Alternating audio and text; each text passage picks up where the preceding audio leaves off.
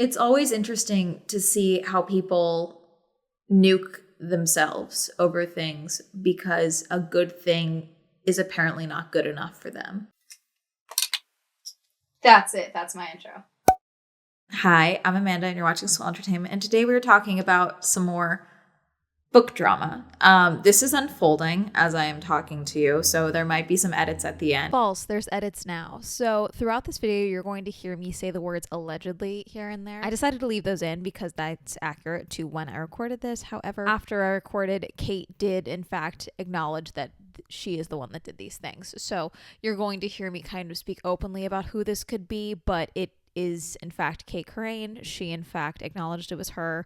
She has a whole statement out. We will talk about that as well, but I just wanted to make a note of that. And this is predominantly actually book Twitter, but it's carried over onto Book Talk because Book Talk was very involved in the promotion of the alleged perpetrator's book at the start of all of this, before all this happened, I would say. I talk about Book Talk related things actually quite a bit on this channel. I am very much a lurker on Book Talk. I get a lot of book recommendations from Book Talk. I want to talk about this because this actually relates to another thing that I've talked about earlier this year in relation to influencers, which is someone who clearly, despite all of their, I'm not religious, but blessings that have come to them in their career or the start of their career because they have some issues with insecurities or what have you. For most of this video, I don't outright say it, but now with more of the screenshots that have come out, I don't feel the need to do that. So the other issues are racism, internalized racism. Nuke whatever potential good fortune they have because it's not good enough, or they see someone else as having good fortune as a slight to them.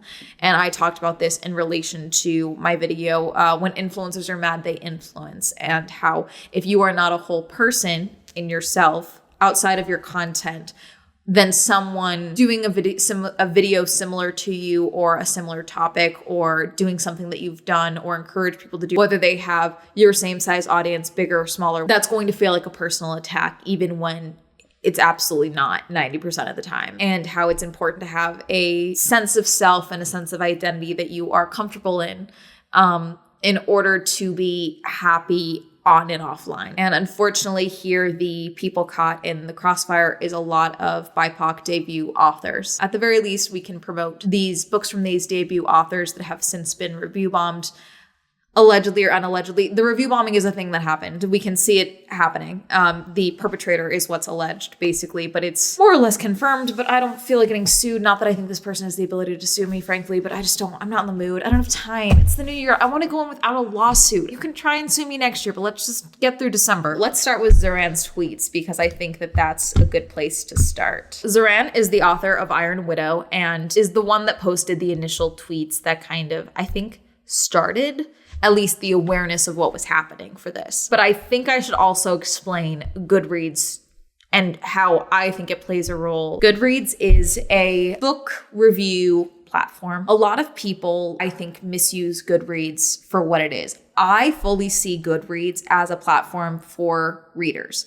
It is a place for readers to review their books that they've read, and rate them, track how many books they've read. It's basically Letterboxd for books, okay? I guess it's probably the easiest way to explain it. I don't think it's a place for authors. And I know that might sound mean-spirited because these are my books. What do you mean I can't be on Goodreads? Because it's kind of the same thing in relation to what I said about influencers, except this is a thing that you have spent so much time on and wrote and put your heart and soul into, regardless of how many books you've written previously. If this is your debut or your 50th book, there's already more emotion attached to this book than, let's say, for me for a YouTube video, okay? Like when I write a book, I'm way more protective of that than when I make a video, okay? I have to move on to the next thing because this is my day job, basically. But it's not something that I think is a space for authors. That is a place for your readers to react to your book, log your book, what have you.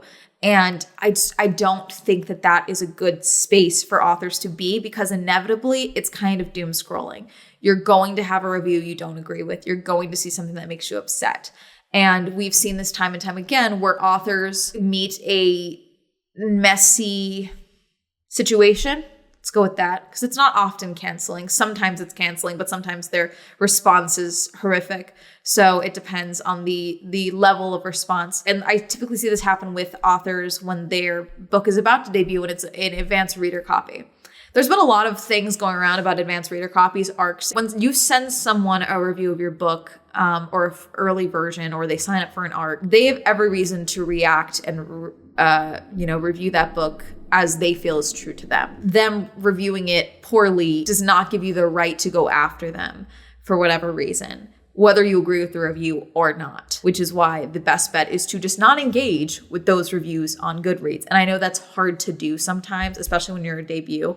But that's like, again, it's just, I don't think anything good ever comes. I have not seen a single instance where someone going after a reviewer who reviewed them poorly, or in some instances not poorly, like they gave them 4 out of 5 stars, which I would consider a good review, putting them on blast for whatever reason because, they obviously didn't read the book if they gave it a 4 out of 5 stars.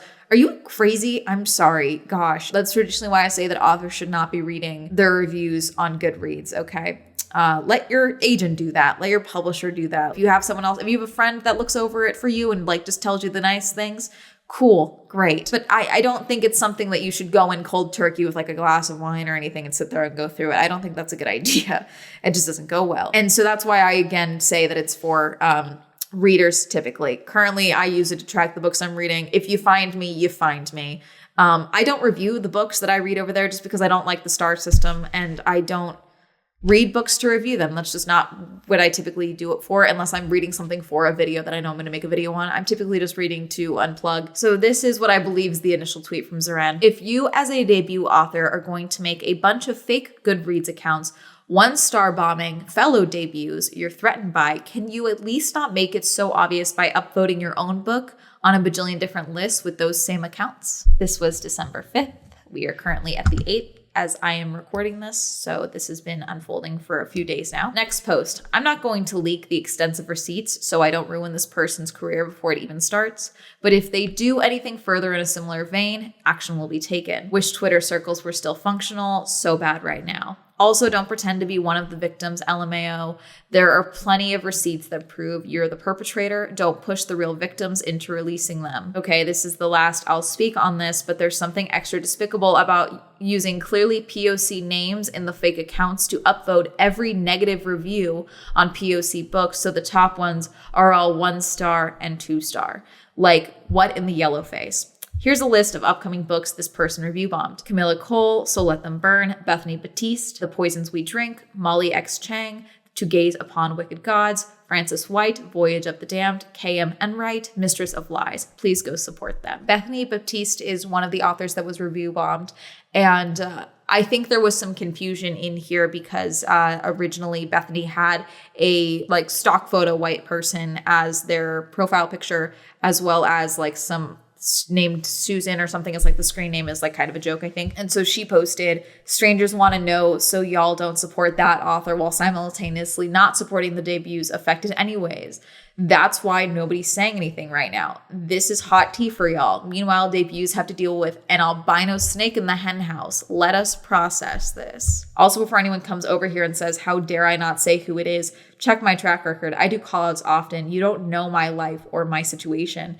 There's a mental and emotional tax to doing call-outs, and a bitch is nearly bankrupt. I'm dealing with a family death right now. Bethany quote tweeted her initial post about strangers want to know who not to support that author.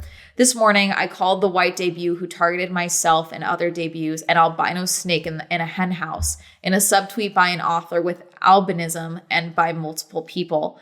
I was accused of being ableist, and she believed that I was calling her out specifically. Because she's friends with the white debut in question, let me break this down for y'all. You know a deceptive person can be called a snake. 2, you know an albino snake is a white snake that exists in nature. 3, where I'm from, black folk call deceptive white folk albino snakes. Bethany goes on to say, a snake in a hen house is an old Southern saying, which means a traitor is in our midst. 4, so by combining the two, albino snake in a hen house, it means a white deceptive person betrayed us. 5, however, I'm accused of falsely calling out an author with albinism and joking about albinism by multiple people because apparently the white debut is close friends with the author with albinism. The latter believes I was calling her out because they're friends. Bethany goes on further to say, do not try me again with that racist ass shit. Try and spread lies about me again. Try accusing me, a disabled Black woman, of being ableist to buy your friends more time.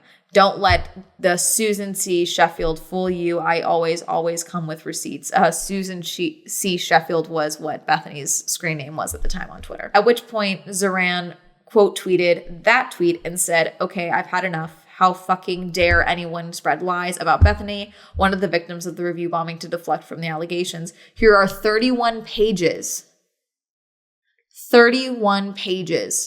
of receipts of the review bombing. Everyone judge for yourself, and linked the Google Doc. We're unfolding this together if you can't tell. These are receipts of the review bombing explicitly. And there's something that you're going to note. There's a specific book that they are putting on a bunch of lists and reviewing positively. And the book that are put on a bunch of lists, Can't Wait Books of 2024, full-length sci-fi romance with space opera vibes, is Proud of Starlight. A lot of what they're looking at here for a lot of some of these early receipts is the actual dates added. So like, let's see, there's 5 books with poor ratings, all added on December 1st. Crown of Starlight, also reviewed on the same day. I'll link the Google Doc down below if you can make your own choices. But basically what they are consistently looking at is that in their reviewed books, the dates added. That's a little suspicious. They're all added December 1st. And then a lot of the books for the debuts all get 1 star, while the Crown of Starlight is all put on the same book lists. So some of the linked Goodreads on the Review Bomb master list, if you will, have been deleted, which is not a good sign. The day after this was brought to their editor's attention, half the accounts vanished. Also, this was tweeted, and then this is from Cait. Nasty surprise of the day was learning that there were fake accounts messing with my Goodreads ratings recently. If you've actually read my book and want to rate and review it, that would be great. As a reader interest pre-release tells my publisher that my book is worth investing in. I guess this explains why my rating was fluctuating so much. If you like my book, please rate and review it. If you hated it, you're also entitled to share your opinion, but making fake accounts to manipulate my book's ratings is something else entirely. I'm gonna go be sad now. Now, obviously, this is referencing the fact that people were talking about the review bombing of other authors and trying to act like Cait was in that category as well, as if the fake reviews on their book were 1 stars instead of 5 stars. They're going to claim a friend did it in their name with screenshots of a conversation as proof, but that doesn't explain how, 1, this has been going on since April, 2, the conversation is timestamped the evening of December 5th, but half the accounts were already deleted in the morning after the behavior was brought to their editor's attention. 3, why they didn't reach out to the authors impacted immediately, because if they were truly innocent, surely they'd clear it up with them right away. 4, why a Goodreads account confirmed to be theirs upvoted their books on the same 37 obscure lists the fake accounts did. At the time of me recording this, that is the extent of the list, and then also linked the authors that were again affected. Cait posted screenshots of their Discord chat with someone. Basically, the post claimed to show Cait talking with this person, Lily. Lily, the other night when you were worrying that your book would get overshone by bigger books at your publisher, I wanted to help. So I made a couple accounts to rate your book high. I'm sorry, I really didn't think it would be a problem. Cait, what the fuck? Why? I don't need fake reviews to help me, Jesus Christ. Lily, I'm sorry, I really didn't think it would hurt. I was trying to be nice. Cait, oh my God, I don't even know what to say. I don't need you to step in and try to be nice with this. Do you have any idea how patronizing that is? How humiliating, how much damage you could have done? I'm going to be sick. I'm literally going to vomit. Someone just posted screenshots in my writing group. And then Zoran's tweet. Please, for the love of God, tell me you weren't actually stupid enough to use the same accounts that you made to boost me to bomb other people. Well, I didn't think anyone would notice. Cait, I'm literally going to be sick. I need to email my agent. This could literally cost me my fucking career. I don't even know what to say. This is such a violation of my trust and of our friendship. Lily, I'm so sorry, Cait. I'm really sorry. I didn't think it would hurt. Cait, keyboard smash. How could it not hurt? Who the fuck did you go after? Lily, I really didn't think it would hurt you. I was really trying to help. Cait, God, I can't even keep talking to you. What the fuck? Lily, I'm so sorry. Cait, I don't care. This was such a shitty thing to do. Is there anything else you want to tell me? Anyone else you targeted just for the shits and giggles, and other people you want to destroy in my name? Lily, there were a couple other books that I left some reviews on to try and make it look less obvious. Cait, names, who? Lily, I don't know, just some other people on the debut list that I saw getting a lot of buzz. I just wanted to help. Cait, this is psychopath behavior. So the problem with these screenshots is if you take a little closer look, you can check the timestamps. Someone's time traveling. So that's a problem. Anyways, these are fake. These are photoshopped, allegedly. But they're probably not real because this is insane. We've got Zoran quote tweeting another tweet. The Raylo's coming to testify at the stand now. Someone named Nat, Ashes for Foxes, tweeted out, "Hi, I've been friends with Cait since 2018, not so much lately, when I personally baited their fic and the Raylo fandom, including social media AUs, and everything about this reeks deeply of last stage attempt to cover up incredibly poorly done review gaming with self-insert fic." Basically, people were like, does anyone know Lily? Cait has always been someone who introduces friends to friends, and yet it seems like nobody has heard of this person despite them being trusted enough to receive an arc of Cait's book. Zoran posted again, "Me, here are 31 pages of evidence. Review bomber. No, it was my friend from the Raylo fandom, Lily. Here's me confronting her. The Raylos stepping up to the witness stand. We do not know this Lily, and textual analysis of this conversation points to it being a fabrication." The book Twitter Raylo United Front should know the review bomber was friends with a big Raylo author for years and asked her for an endorsement only to secretly rate her recently debuted original fantasy book 2 stars with all the fake account. It's betrayal on a personal level. Okay, I don't know why I'm being cryptic about this when it's in the receipt doc. It was The Hurricane Wars by Thea Wanzon, yet another POC author targeted. Support her book. Me originally talking about like the start about like, oh, it doesn't matter how much good you have going for you, you're always going to want better. You don't, there's something that I see a lot where there are people who have like such good things going for them. They've got a lot working out, but because someone else that they've decided they are in competition with for whatever reason, whether it's timeline, age-wise, content-wise, genre-wise, what have you, if they get something that they didn't get, whether even, sometimes it's not even of the same caliber as to what they got, that's a problem for them. This is from Daphne on Twitter. "This Cait Crane stuff is crazy. How are you gonna have a not yet debuted book and a Lumacrate deal, readers loving your arcs, and then risk self-sabotage by review bombing fellow debut authors who also just happen to be POC? That's insane." Basically, like I said, Cait's book was getting good reviews, like rave reviews. She was having good reviews on her own. She has an Illumicrate deal. That's kind of a big deal to be in Illumicrate, okay? There's a bunch of shenanigans with Illumicrate, allegedly. Don't sue me. But and I have yet to do a review of Illumicrate, but there is a whole thing around that. But to have your book be in a Illumicrate box without a book out officially is crazy. That's not even just like a good thing. That's impressive, okay?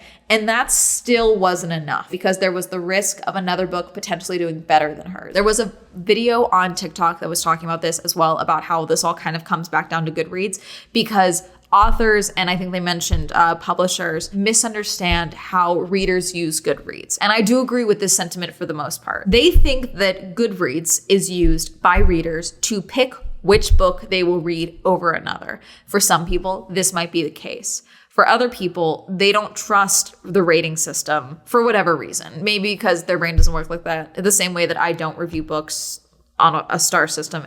I don't like it much, okay? Unless I like distinctly hate a book, but that takes a lot. This video talked about how most people trust reviewers that they are already familiar with, which is why arcs are a huge deal, especially on Book Talk, book Instagram, all of that, because people are fans of reviewers for whatever reasons. The same way that you guys like when I review movies, whether you agree with my review or not, like that might indicate whether or not you wait to go see it in the theater or you see it at home. Same goes with book reviewers, okay? There are people that trust their opinions. That's gonna be the inciting thing for most current young readers, okay, your target demographic for who's going to buy your book. They're probably not going to be like, I'm going to read this book over this one because this one's rated higher on Goodreads. Because in most of these instances, they're debuting at the same time or in the same year, but they are not most of them are not the same genre as far as I can tell. A lot of the authors that were affected by this were young adult authors, but Cait herself had written an adult fantasy book. One of the, or two of the authors, I believe, were at her same publisher. I think she shared an agent with one of them, but for the most part, the only thing that connected them all was that they were all going to be debuting in 2024. And so to say like, oh yeah, I'm going to choose this book over this book because it has a higher rating, when one is like a romantic fantasy and another one is like mythology genre or whatever, like that's just kind of, I know they both fall under like mythical fantasy or whatever, but you get my point. But like I'm fully a vibes reader, you know, like there are times where I want to read something that's like super sad and depressing because I'm in a mood. And then there are times where I'm like, I want to turn my brain off and just read smut. Most people don't go based off of the rating itself. They go off of a reviewer they trust or someone yelling at their camera, why did you make me feel this way, while they're smacking the book against their head or a wall? You know, like that's going to make me read something over. This book has 4.9 star rating on Goodreads. However, it's kind of like what Cait said in these alleged totally real, not at all fake screenshots of the Discord messages or the tweets about, you know, my publisher is looking at these, that type of thing, and all of that. Publishers do look at that. From a industry perspective, yes, there is merit to all of this. From a reader's perspective, it's not really, you know, something to go off of, which is why I think there was kind of as far as the strategy goes, not that I'm trying to give anyone a review bombing strategy, but this was just a poor strategy, you know, and it was never going to work. It was also just suspicious as hell. Choices were made. They weren't good ones. Margaret Adele on Twitter said, just saw someone on Book Talk claim it couldn't be Cait Crane doing all this stuff because authors wouldn't be that stupid. Y'all authors have publicly hated on 4.5 star reviews and openly bragged about stalking reviewers. Authors would 1,000,000% be that stupid. I have read good books. I have read bad books. I have met great authors. I have met bad authors. I don't think it comes down to like authors being stupid or anything like that. Not that I think that this person is making that claim, but I think that insecurity is a hell of a motivator and it's never a good one. You lose logic when you start getting into territory where it's like, okay, if I do this, it'll make me feel better. B said, next time y'all haha tee hee when we say racism rots your brain, I hope you remember Cait Crane, who was on a successful trajectory path, but the racism brain rot was too deep to be extracted, so she killed her own career, though she'll probably bounce back. They always do. That is also the conversation that's happening as well, is that why these authors specifically, to just say it's insecurity is one thing, but when you look at who she targeted, I think fully interpreted as someone feeling insecure about people of color doing better than her at something. I guess this is kind of where it stands at this current moment. I believe Cait has completely locked down her account, if not deleted it entirely. I have seen a lot of people on TikTok talking about how people had been pre-ordering her book, and they are calling to cancel their orders. If you have not pre-ordered the other debut authors that have been affected, and you are choosing to call in and cancel your pre-order for Cait's book, you have every right to do so, obviously. But I would encourage you to maybe pick up one of these other debut authors as well. The links that I talked about will be linked down below, as far as the masterdoc and all that goes. All I can say is that, again, I don't know how old Cait is, but like I think whatever higher power that I guess I don't believe in, but whatever, you know, that my YouTube channel took off when I was 22 and not when I was like 16, okay?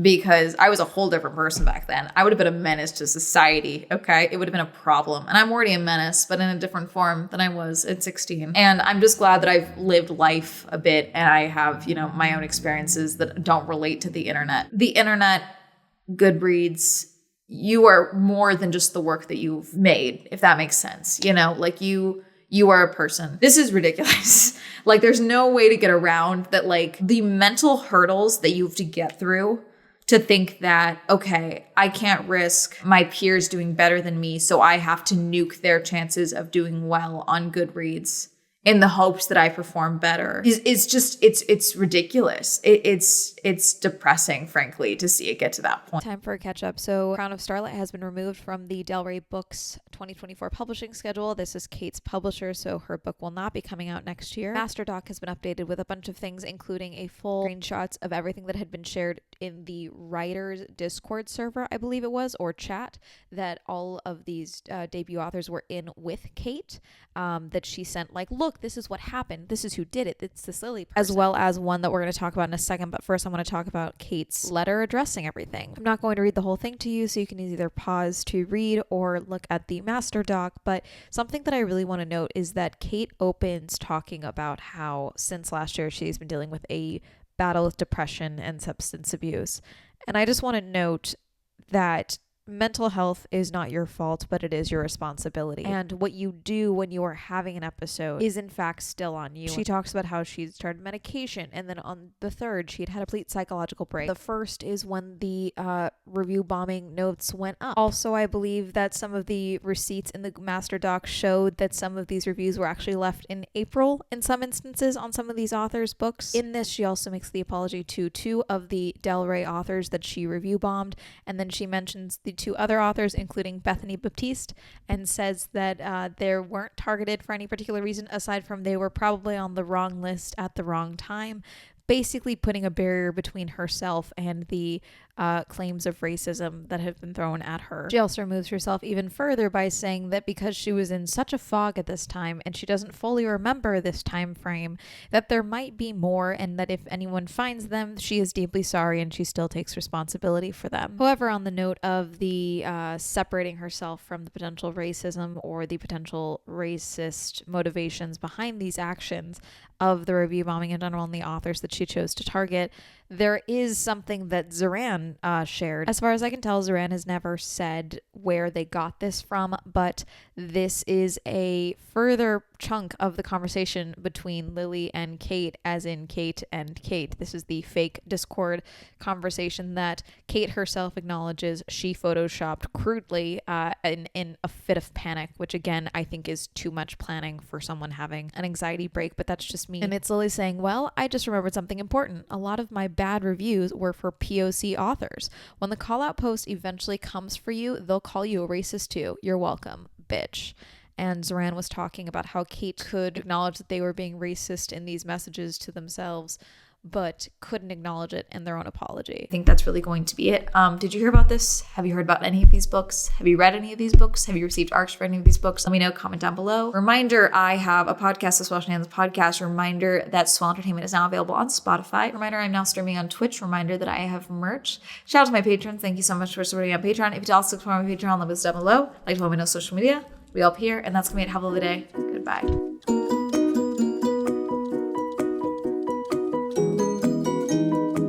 I don't know how else to say that, like, someone else doing well is not an indictment on how well you're doing. Abby, Adira, Amy, Andrew, Angel, Aslan, Cameron, Corey, Donnie, Elliot, Glenn, Goth, Jasmine, Kenny, Lauren, Literal, Madeline, Mae West, Medic, Micah, Michael, Nathan, Palace, Pink, Qwerty, Rachel, Randy, Robert, Rosie, Ryan, Sam, Skylar, Tasha, Tenzin, Thomas, Heavenly, Victor, Winter, Zwink.